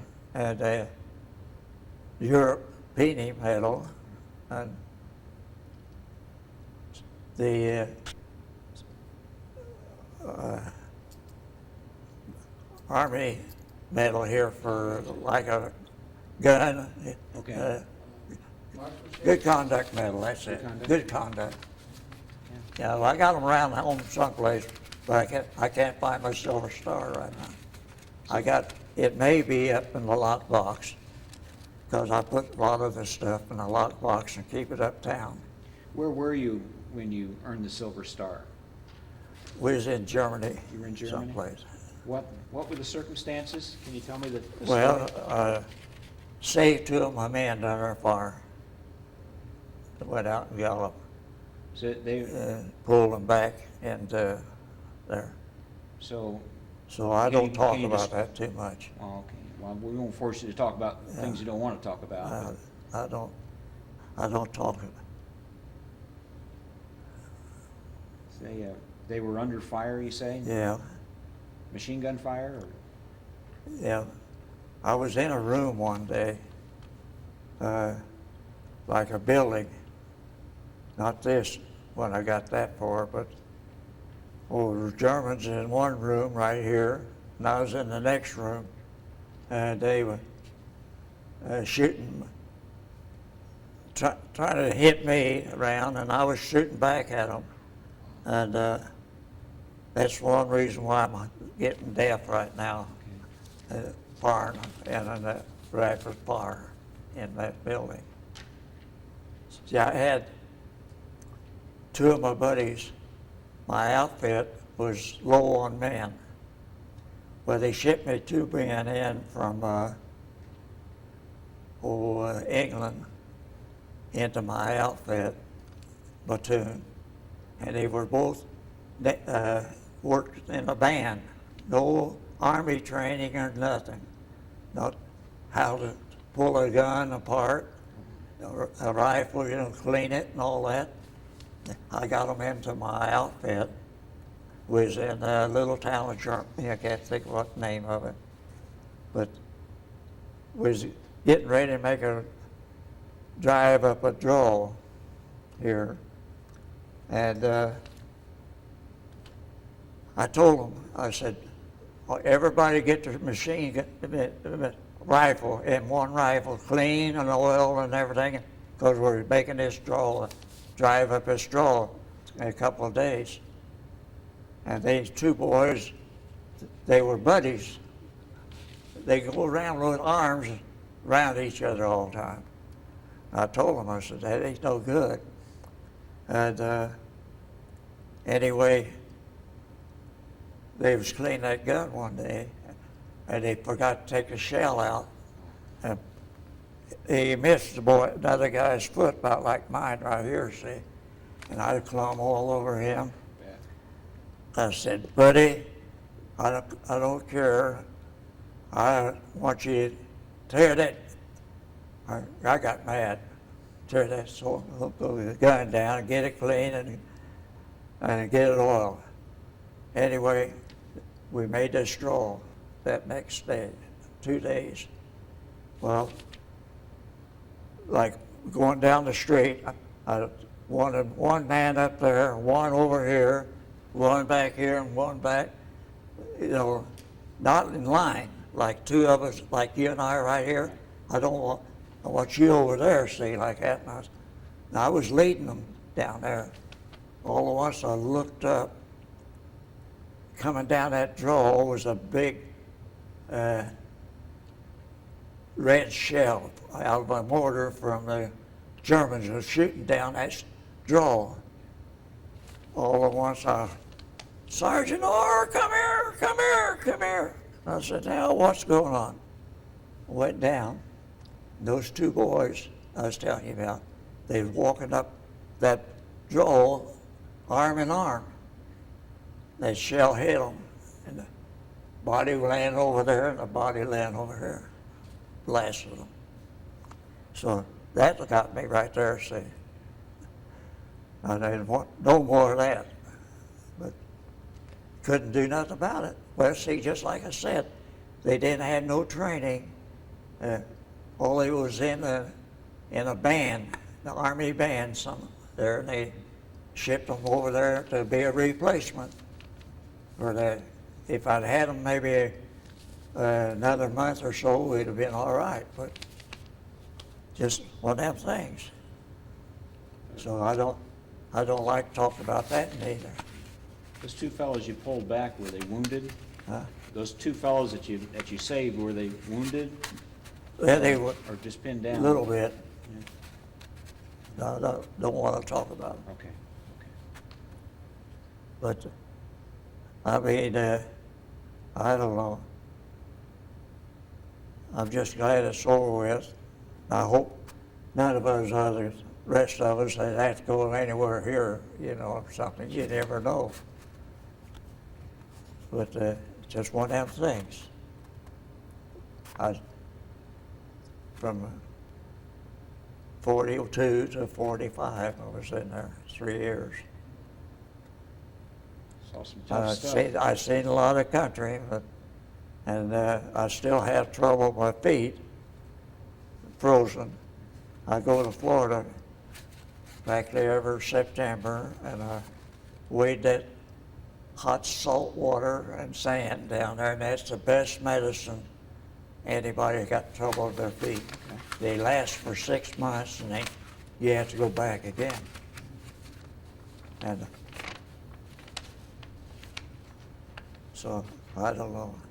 We interviewed a gentleman a few weeks ago who was at the Frozen Chosen in Korea, and he had Korea? frostbite. A lot of what you say here, he what? had.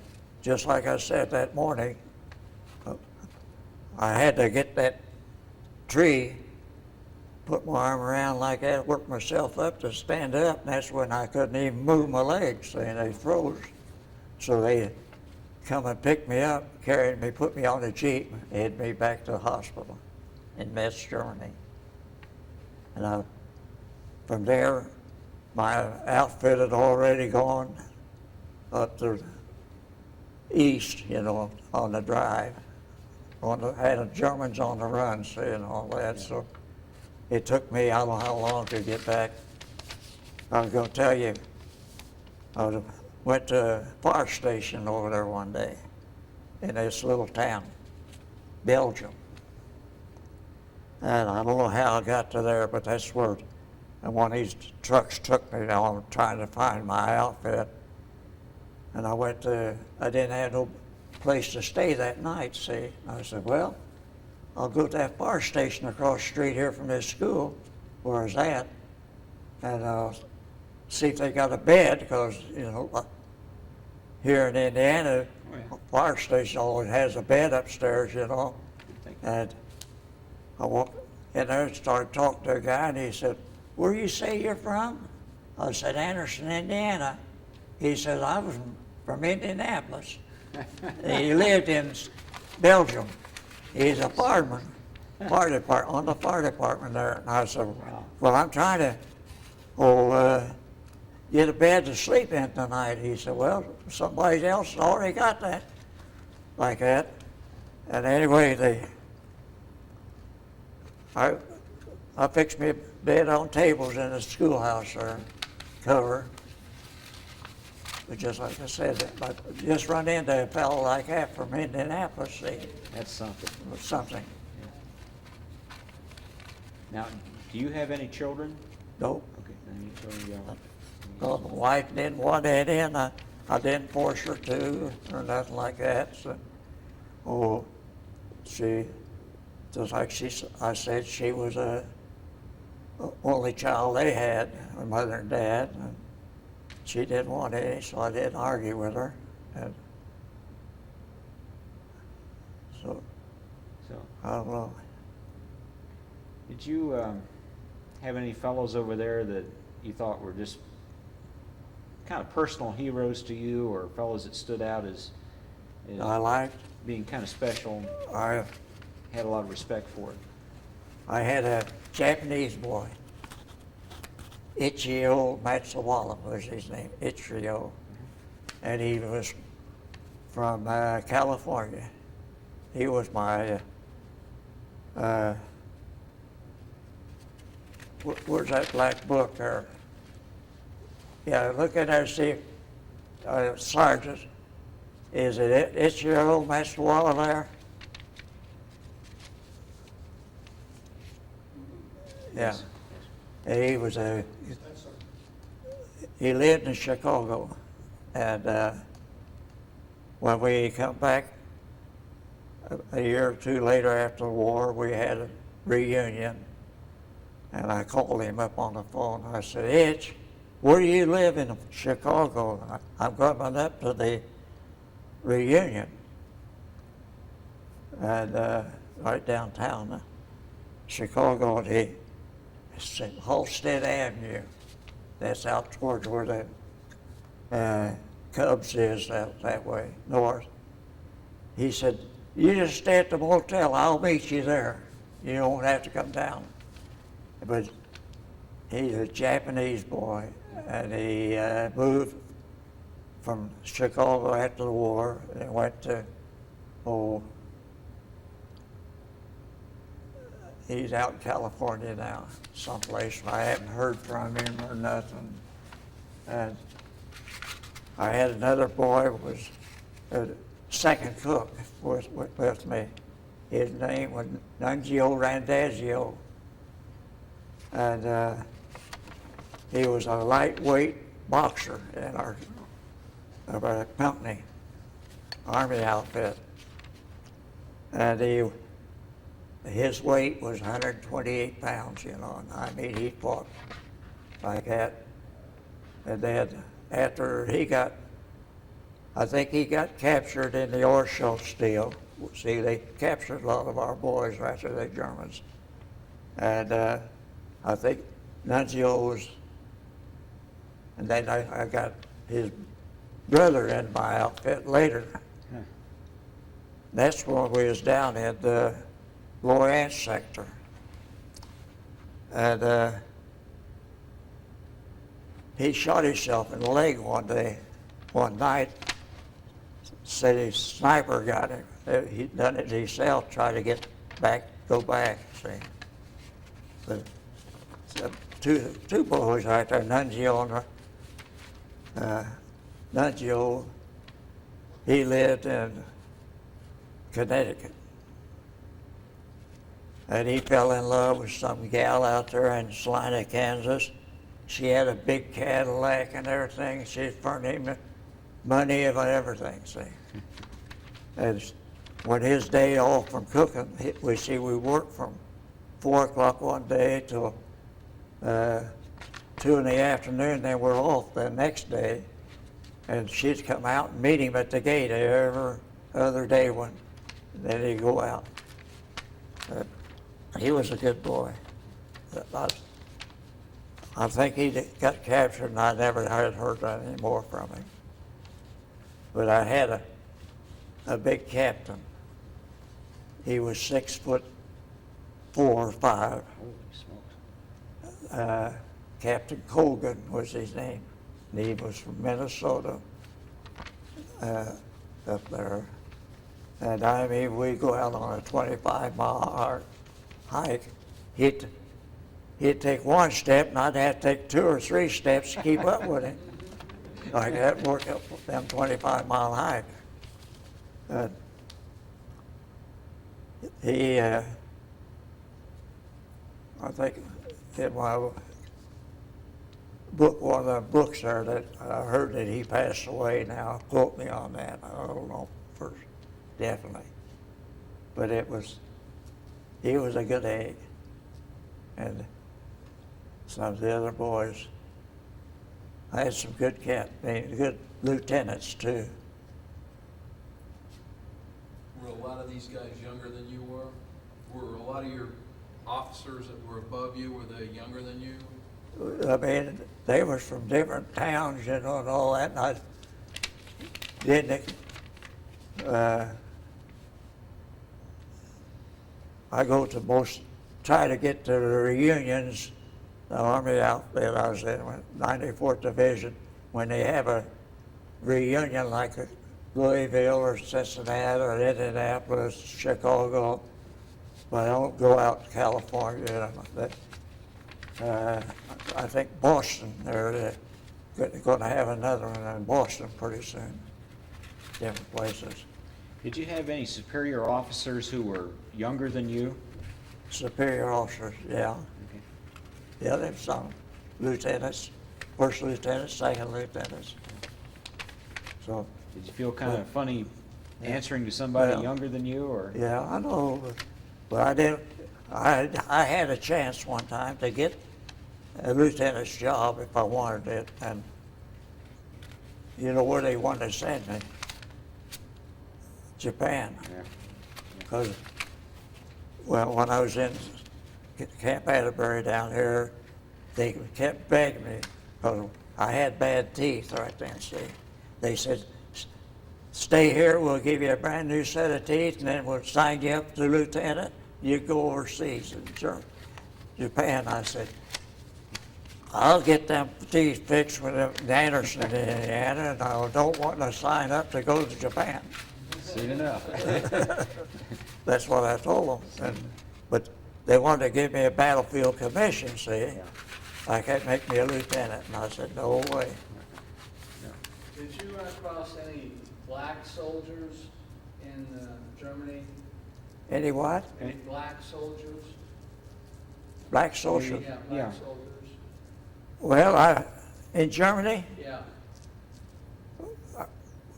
I never heard of them or anything like that. But which, just like I was telling you, we're down at Orschel's. That was nothing but apple orchards down there, see. And many nights I was up in the CP command post up at the way from the line, and the guys would ring that phone, and I'd answer, and I said, "What's the matter now?" "Well, it sounds like we got some snipers coming through." And it was apples falling off the tree, and they're shooting. Yeah, the ripe apples are falling off the tree there. And but we had this outfit before we was in there, see, they build caves, like when we went in to take over for them, one of them said, "Hey, Orr, come here." Said, "Here's your cave way back in the side of the hill, you know." And we'd put newspaper bound in there, and that's what we'd lay on to keep warm at night. And back in the cave there. And but we had, but you never knowed when them guys trying to break through. It's just like on a Saturday morning. Every Saturday morning for while we was there, there's about 200 or 300 try to break through the line to go someplace else.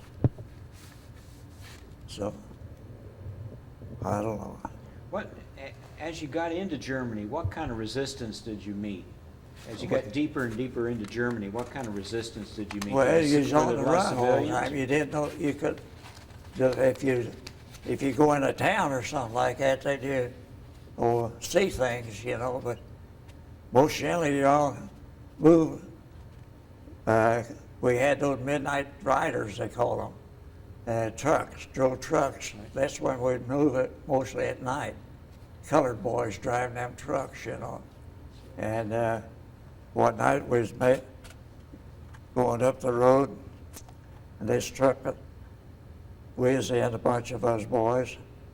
All at once we stopped, and the brakes froze, and then we couldn't move. Well, the convoy went on. Convoy went on and left us there. Daylight morning, daylight there. Here come an old lady out of an apartment house like that. You know, back in those days, you use slop jars. Yeah. And here she sort of right out underneath that truck. You talk about a stinking mess. Woo, we had to wait there to get that mechanics to come up there and fix them brakes. We had a lot of, I mean, it was something I wouldn't want to do it again. Yeah. I wouldn't want to say, they asked me now, man, do you want to make a trip back over there? I said, I didn't lose nothing over there, and I'm going to stay back here. Because, I don't know. When you were a cook Yeah, in the field kitchens, field kitchens what kind of meals did you fix? what kind of meals? Right. Well, out in the field, we'd mostly breakfasts, fix eggs, bacon, stuff like that. But in town, in camp and right there, we fix soup and different stuff, different for them. Yeah. And when you feed 220 men, you know, like that, you go get a half a side of beef and just slit it down and make beef stew and different stuff. Yeah. And You talked about then we went some places there to pick up fruit, get oranges and stuff, back up. That's when I was in 3C camp. We used to do that, go down to Escondido, Florida, not Florida, California, and back up. They just load the back truck full of oranges. We take it back to camp and let the guys eat out of the truck that way. Fruit, give them fruit. But we, just like I said, we get that big half of a side of a beef and fix a beef stew or just regular soup or something. You talked about sea rations earlier. Yeah. For people who will never see a sea ration, can you describe what they were? Can I? Yeah. Well, they're just a little can. They had hash and maybe beans or something like that. They well, just like I said, when we get up to go out to on a patrol, we just take maybe 12 cans with that, and they give you 3 beefs, 3 chicken or whatever it is, and they say that'll last you while you're out there, supposed to. But we never did eat them. We'd always go to some house, and we'd leave some of these sea rations with them. Yeah. And just pay them extra. Just like I told you, get ready to tell you a while ago, we went up and knocked on the door one day, and a colored lady come to the door down in Mississippi. I said, "Missus, could you fix 6 boys something to eat?" She said, "I haven't got anything here to fix." I said, "What's those chickens doing out there?"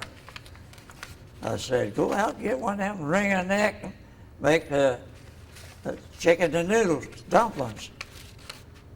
An hour and a half later, she had that, had the meal set. We sat there and eat. When we left $4 or $5 each one of us on the table. Boys, her eyes bulged. Yeah. Because It's a lot of money. yeah, a lot of money back for that days, way back in the countryside, you know.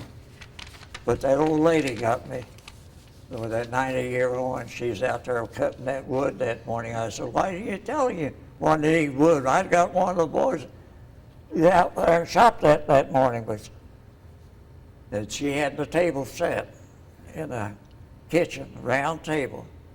We went in there to eat there that morning. She had biscuits and gravy and more. That was they good. I think that was on a Thursday morning. The party was over with that afternoon. We could go back to camp, stay in the camp Friday, Saturday, and Sunday, and then Monday morning we'd go out on another problem. Yeah. Different route. But then we take those sea rations with us and get rid of them. Get rid of them. Well, if you ever were desperate enough to eat them, how did you get them open? Well, you took your bayonet Yeah. and cut around them. Yeah. You had a Okay. bayonet with that M1, see? Yeah. Punch it down in there and cut it over. Then use the bayonet for like a spoon, Yeah. dig it out.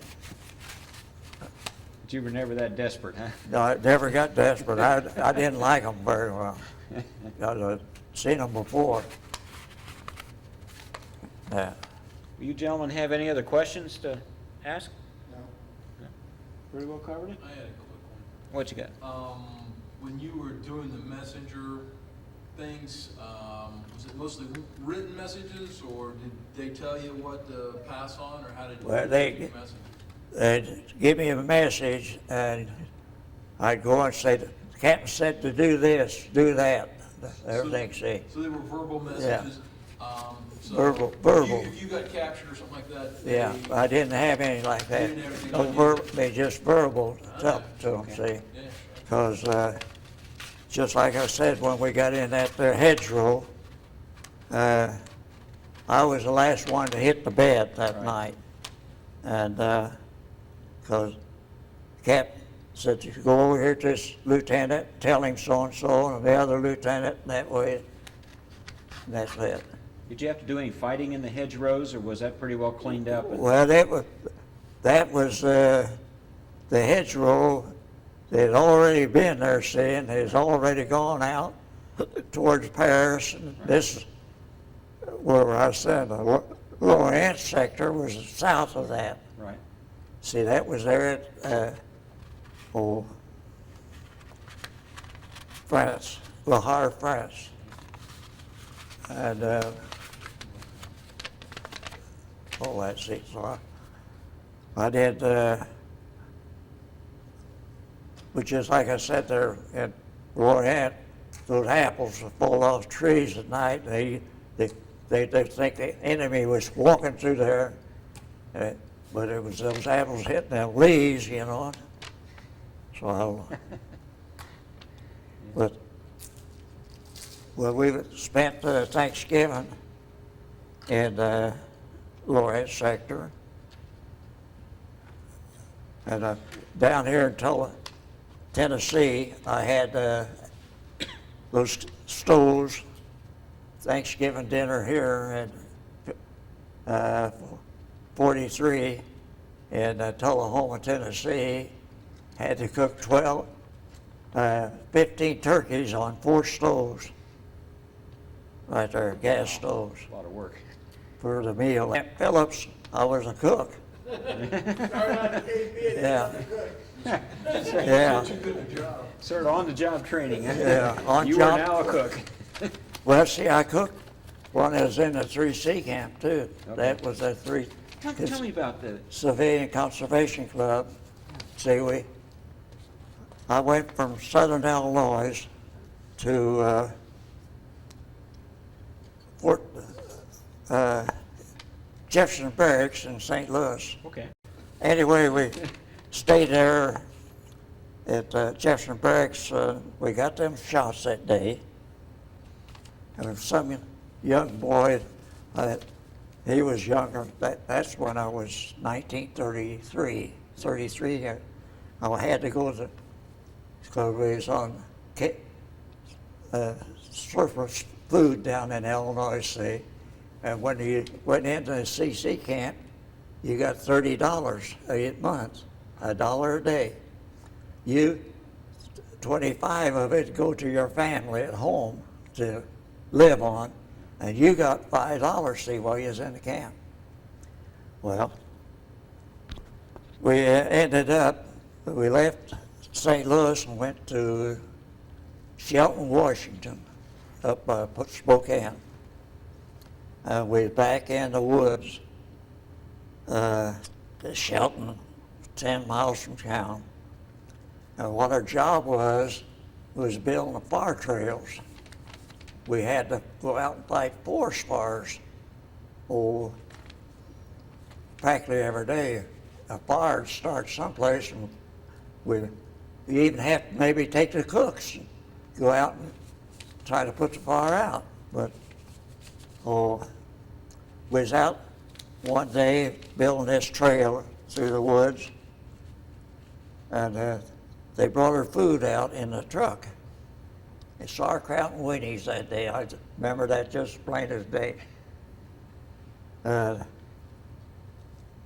We eat dinner, and all of us, everybody hollering, water, water. I kept hollering, I want nothing but water. What's the matter, Ike? I said, something's wrong. All of us looked up, and here comes 4 trucks back down the trail where we was at. We all had tomato poison Oh, gee. out in the field. Yuck. Well, they loaded us in them trucks, stood up back on the railing, every time you hit a bump, whoop, and we got back to camp, and there's 3 or 4 of the boys, they got the worst end of it. They had to take them to the Olympia, Washington, to the hospital, Army hospital, and pump their stomach out. And that night, well, when I got back, they took me like a little room, made an aid station there, give me a dose of salt there, and give me a castor oil over here, and I didn't even make it to the door. My pants come down, I opened up right there, right up by the door. And I was sick myself. And that night, we had the lights on, and that slit trenches, I was telling you about that deep, the old straddle that all night. I mean, it was a mess. But finally, come to find out, come to find out, this mess hall we had, half as big as this room here, about as long. And down at one end, there was a supply place where you kept the food in, you know, canned food and stuff. Well, you men would walk around and come in the side door and go in, get their food, and then go eat. And they had a little knot hole in one of the boards. Well, them boys would go along there and with their knife, push the pump. They hit that can of sauerkraut. Well, they mixed that kind of sauerkraut with everybody up, I mean, the other cans, and it all like that, and that's what gave us a tomato poison that night. We was sicker than a little redhead. We didn't do nothing for so long. And just like I said, we fall out in line, and it'd be raining to beat the band. The guy says, "Anybody high climber?" And some of them dumb boys, they'd say, "Yeah, I'm a high climber." Well, get up there and put that stopper in that hole up there in the sky. So they give us a poncho, and you was wetter on the inside and on outside because you're sweating all the time, and there's that poncho on. So we left there and we went to San Diego, California, down by Escondido, where we was building a trail up the mountain, Mount Lewis, named Mount Wilson down there. They put the lookout tower up there for forest fires, you know, grass fires. So it was 102 degrees down there in the daytime, or a little more, and we run around nothing but shorts on, and at night you couldn't get enough clothes on to keep warm. The fog would come in so bad. And I was cooking, and they had a guard. He'd have to come and get us cooks in the morning, 4 o'clock in the morning, lead us to the kitchen, and it wasn't any farther here. That wall over there, you couldn't even see it, the kitchen. It's foggy. And then we'd fix a meal for them, then they'd go out on building a road up that mountain. But first they'd take 3 guys up there with rifles. And I said, "What are you doing with them rifles?" "Well, those snakes, rattlesnakes up there, they'd get around them big rocks. That's where they'd keep warm in the daytime, you know, and then in the morning they'd move. They'd go up there and shoot them. So none of the boys would get bit by the snakes. So that's where I told you we get the oranges down there. Took one of the trucks one day and went over, and they just rolled with oranges on it right in the back end of the truck there. Went back with them. But we was 30 miles from San Diego. You get up on that mountain, the Hyde Park binoculars, you can see people walking 30 miles away down there, and the ships out in the ocean, in the bays and stuff. Then Tijuana was just down the road a little bit. We used to had to go in with the supply boys, pick up food at the supply depot, not about 20 miles from Tijuana, and we'd go back up there. We'd run around daytime, nothing but shorts on, and when at night, you had all the blankets you could get, and you still wear your winter clothes on. When we left there and went back to Oregon, south of Spokane, or not Spokane, but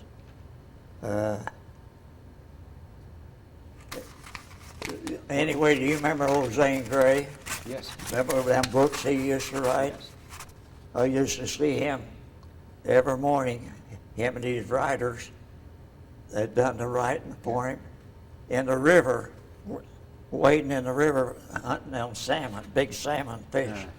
He had his big home right there along that Columbia River where we'd stationed. I'd ride with the boys, go in and get the mail every other day, you know, and I looked down there and there's old Zane Grey, and Oh, I'm trying to think of the name of the town where, Portland? uh, Was it near Portland? it was south of Portland, South of Portland. but, Eugene or? Eugene, no, it wasn't, Eugene was south of that. Anyway, yeah. when I wasn't cooking, I'd go out and we had a creek about half a mile from the camp right there, and we'd look down the bottom of that clear water and see those big salmon, going like that. And I put on my bathing suit one day and went down there and I dove in. I got him, had my hand around him, but I couldn't, it was slick, I couldn't get him. But the boys would catch them and they'd bring them up and we'd cook them for them in the kitchen. I bet that was good. Then another time, one weekend, I said, I'm going to camping for 2 days. Where are you going? I'm going to climb this mountain, this hill here up on the lookout tower up there. And so I packed me a pack, put it on my back, extra blankets and stuff, you know, and some food in there for the lookout man up there too. And I was walking up the trail, and all of us said, what's that noise? I thought any far from that post over there, there's a big bear. Ooh. I mean, he's a big one. Stood up about that tall, and I said, stay there, boy. I ain't gonna bother you. I went on. You didn't try to catch him and cook him? No, I didn't try to touch him or nothing. I was just settle down. I went up there and stayed all night with him, and those planes fly from Portland to California or into Seattle, right over that lookout tower. And so we had, I had fun back in that sea camp there. Then they finally shipped me from Roseburg. Roseburg was that name of that town. I got on the train there and we rode it down into California and then come across Colorado and the Great Divide there. And every now and then I'd look out the window and the train, I see a shadow shoot across. So one night I went back in a mess camp room right there, and I opened the door and there stood a sailor. He missed his ship out in California, and he was riding that rails back to Chicago where we was heading. And every time that train would stop, he'd go that way or go that way so nobody'd see him. Then he'd jump back on.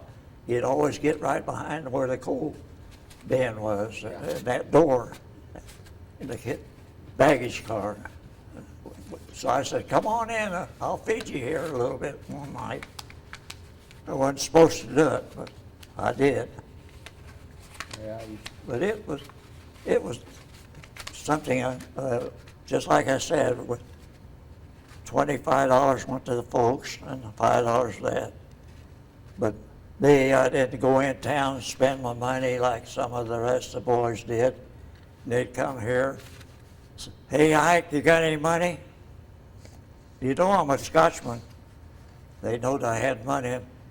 So they loaned me $10 with you. I said, well, you pay me $15 back, and $9 interest on that $10. See, they'd do it, yeah. some of them, because they You're all right. want to go in and party. So I loved it. I did have one more question about the Silver Star. When they gave that to you, was it just a battlefield ceremony of any kind, or did they just hand it to you? So or they, what? I didn't get it till after I come home. When you came home? Yeah. I got the letter at home there about it. Is there any kind of ceremony or? It said, on that, one that the Silver Star, awarded a Silver Star there. You see that? And then battlefield commissions and stuff. So I don't like to talk about it very much, because it's rough. Do you have any final words for posterity? Something you'd like to share with generations to come? I just hope everything, the Lord's willing and able, we'd all be living a good life right now. I'd love to hit 90 myself when I'm figuring on it. I'd like to. Well, you don't look old enough to be as old as you are, so you're. Well, so you you've got a never ways to know. go. Some days I feel good, some days I don't. Yeah. Well, Just like I certainly- got right now. I got arthritis, and that's from there up to here. And this finger, it wants to get down there like that, just wants to stay there. So they don't want to straighten out half the time. I have to sometimes force it.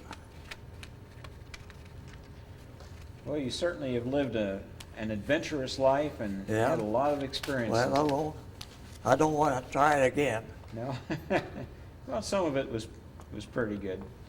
See, right now, I retired in '79 from the factory, and ever since then, I've been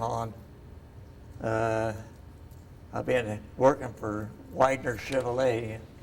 I go on dealer trades now and then for them. I used to go from here to Detroit and Chicago. I said, never send me up to Detroit or Chicago anymore, because getting too old for that. They called me today. This morning wanted me to go to Ohio. Born over by Dayton, Ohio, 90 miles away. I said, well, if you can get somebody else, get him, because I got a hair appointment. I got to make a hair appointment every month, see, and today was my day to get that this afternoon. And I didn't know what time if I'd win, I didn't know what time I'd get back. Because when you get on that I-70, you know, you're going to make it over there in an hour and a half or 2 hours. You may be stranded for a while. Wrecks, you know. Right. You never know. Well, Sergeant Orr, I appreciate your coming out tonight. Okay. And thank you for your service to our country, and Okay. thank you very much. Okay, that's it.